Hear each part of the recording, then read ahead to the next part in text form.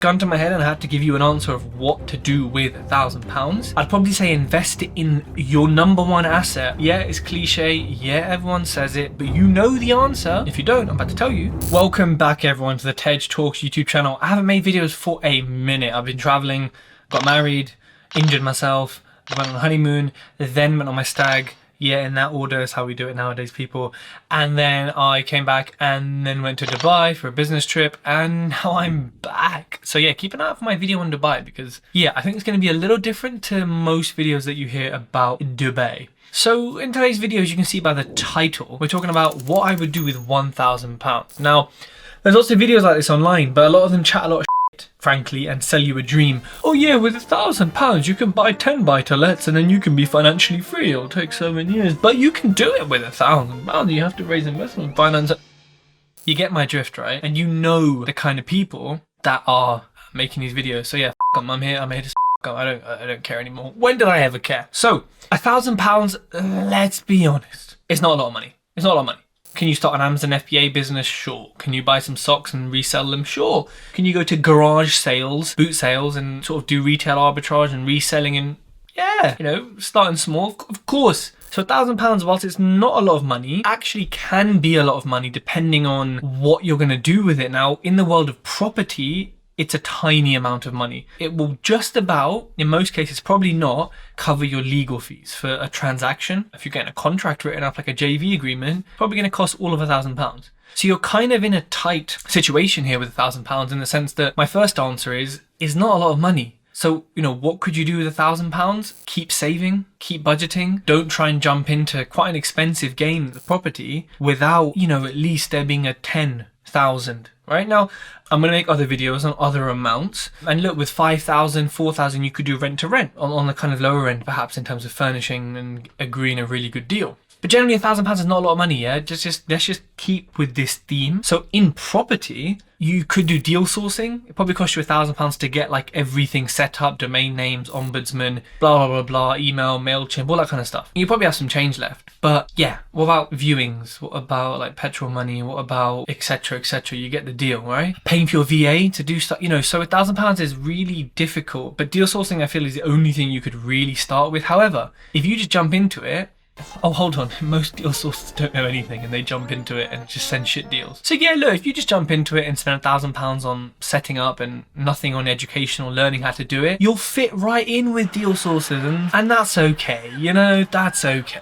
But it's not really what we want. So gun to my head and I had to give you an answer of what to do with £1,000. I'd probably say invest it in your number one asset. Yeah, it's cliche. Yeah, everyone says it, but you know the answer. If you don't, I'm about to tell you. Your number one asset is you.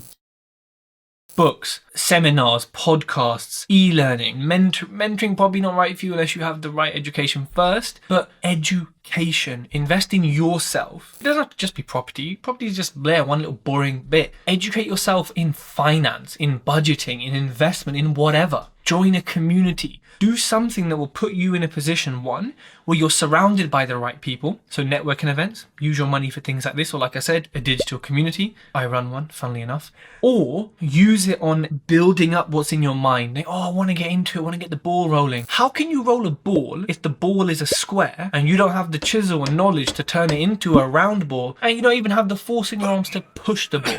So forget this ball rolling business. Why don't you get your neurons rolling and learn? Invest in yourself, because you build on sand without the right foundations. You build a business on the back of it's going to crumble, right? Things don't work without solid foundations. And so what this means is you invest in yourself, you become the foundation for any business that you go into. And whilst you're doing this, of course, you continue to save, meet people, potentially do JVs, potentially raise investor finance. You know, there's lots of things you can do in this period. They're not easy. They're not going to come quickly. They're going to be harder because you're a beginner and people are going to say, what do you bring to the table? And there are some things you will bring to the table. But, you know, you need to really realize not a lot of money, keep saving, keep budgeting, keep focusing, maybe look at non-property avenues.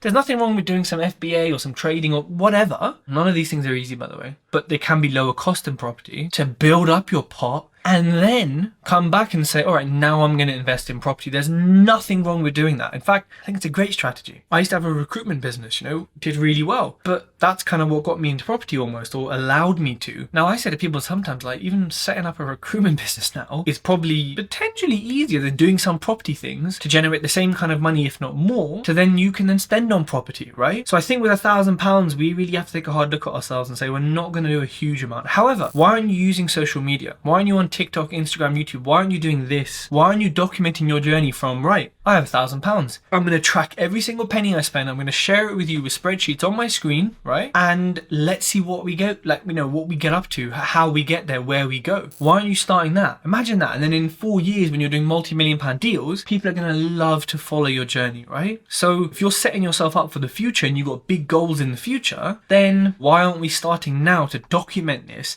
and show the world this so they can follow your journey and emotionally be involved with you the whole way? So that's what I would do with £1,000 is I'd invest in you. I'd invest in your education, your learning, your network, your community, your surroundings. Get yourself in a place where you're then asking, okay, I'm saving, I'm budgeting, cool. But now I need 100 grand for the deals I want to do. So how am I going to get 100 grand? Not am I going to wait 7 years, but you're surrounded by people who are getting money, who are getting loans, right? Who are working with private investors. And then your view, your mindset, your attitude, the thing you're looking for changes. Because you spent £1,000, you don't have to spend that much to get surrounded by these people. Now, I cover a lot of this in my books. I cover a lot of this in my podcasts and on my YouTube. So go and check them out. Make sure you hit like, make sure you hit subscribe, and share this with a friend, because you don't know who you're going to help.